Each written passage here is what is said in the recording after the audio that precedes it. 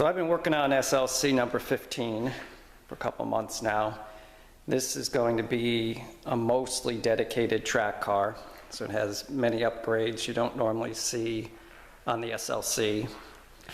Starting from the front, it has Penske shocks,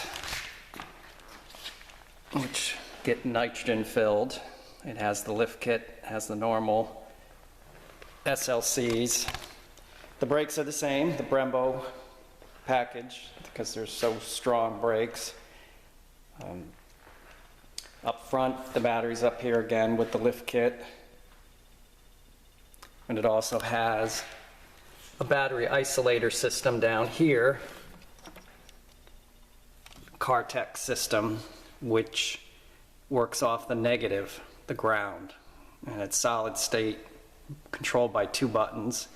Right now I have just those 2 blue wires are crossed together. Eventually there'll be a button in the body and a button in the cab for emergency shut-off or just regular shut-off. Even though it's a track car, it does have AC. There's the system up front.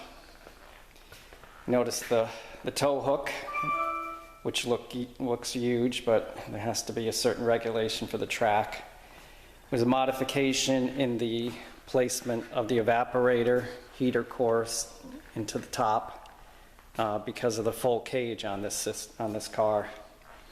You notice there are other even more full cages, but this one is a nice combination cage, a lot more structure, and it goes down into the footwells also, all the way into the front, and of course that comes down into the back, into the cross members also. A nice feature of this cage is that the sidebars are removable. So if you're not at the track, you're just doing some street driving, you can take them out. And then access in and out is a little bit easier.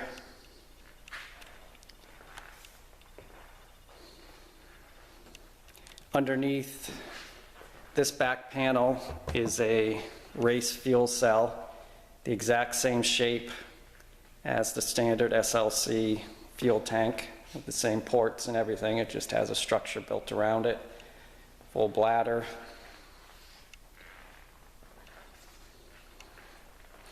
You notice tucked in here, there's some race air jacks, so that when it goes into the pit, it can just be hooked up to the pressure system and out the bottom. We'll shoot the jacks and the car goes up in the air and it goes from there.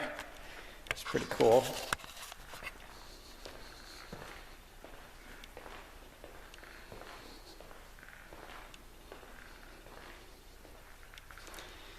Steering wheel, it's an OMP steering wheel with a quick release, the NRG quick release, which fits right on there. And there's a button system, a wireless button system, 8 buttons from Summit Raptor Pro, which is not associated with Summit Racing, unfortunately. But this fits right behind the steering wheel, and you can push these buttons and it comes off with the quick release, which is nice also. And then there's a unit that'll be mounted under the dash that will receive the signal, and you can hook it up to pretty much anything.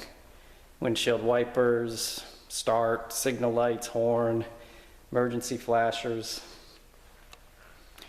It also has a different dash system, an AIM MXL2 data logger. And this thing has just about everything on it. Tracks, whatever the ECU is seeing, you can put on the screen. You can add sensors to add other things, lap times, acceleration, G-force. It's just endless what this thing can do. But right now I just have the first page set up for RPMs, engine coolant temperature, oil pressure, and and transmission fluid temperature. So going down the side, it also has an electric e-stop emergency brake, and then a full 3-quart AccuSump, which will send oil into the engine if there's ever a pressure occurrence under 30 psi. They have different pressure regulators. It's electronic right here on the end of it, which can go down or up or down in pressure. And the unit can be either on and off also. So you can leave it on at startup and it'll inject all the oil in, and then it'll automatically fill, or turn it back, turn it off, and wait till you're actually driving. We got 2 different fuel pumps. You got the lift pump, which takes the fuel out of the tank and sends it to the surge tank. And then the EFI pump down below here, a Bosch unit. 2 filters. First filter is a 100 micron, which is pre-first fuel pump, and then a 10 micron over here, which goes just before the fuel rail. And this right here is the oil cooler, which will sit right behind the vent, the rear vent of the car, so air will come right in. And it doesn't allow flow all the time back into it. There's a thermostat controlled system here, and when it gets to 180 degrees, it'll allow the oil to flow through the cooler. When the oil gets below 180, it'll shut down again, which is a nice feature, so you're not taking forever for your oil to cool up. And then this is, if you haven't noticed yet, it's not an LS engine. This is a Ford Coyote, 5-liter. Some changes to the frame to get it to fit. These bars here are different, going up. And then the crossbars in the back are also different. It has custom-made headers, which are tucked in there. The heads are much bigger on the Coyote, so fitment was definitely a challenge. It took me 2 days to mock them up, basically, and then it goes back to MagnaFlow 4-inch mufflers on this car, just a little bit of quieting down. This also has upgraded stub axles. These are monstrous bolts holding the flange in, going through the upright there. It's really solid. This wire here is the sensor for the wheel sensor for the Racelogic traction control.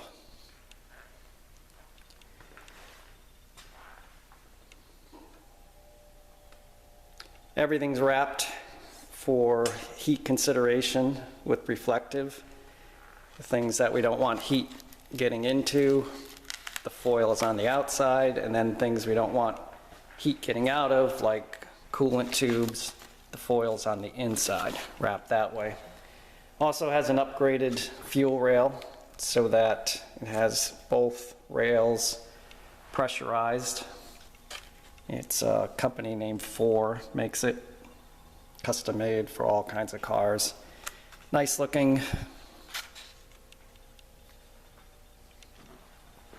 You can just see how much bigger the Coyote is. The Transaxle is a Graziano, which is used in the Audi and the Lamborghini. This is a V8 Transaxle. And there's just an adapter plate that goes between the engine and the Transaxle. And you can see the headers on this side also coming up to the collectors, the merge collectors. This is the fuse box for the Ford engine management, all the wiring. Another thermostat down there for the Transaxle fluid coolant.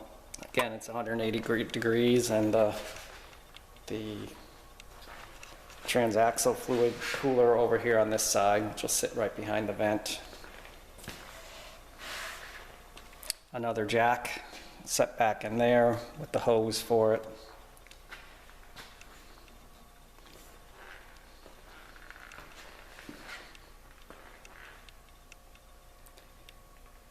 So that's the track set up with the Coyote. Next video will be of its first start.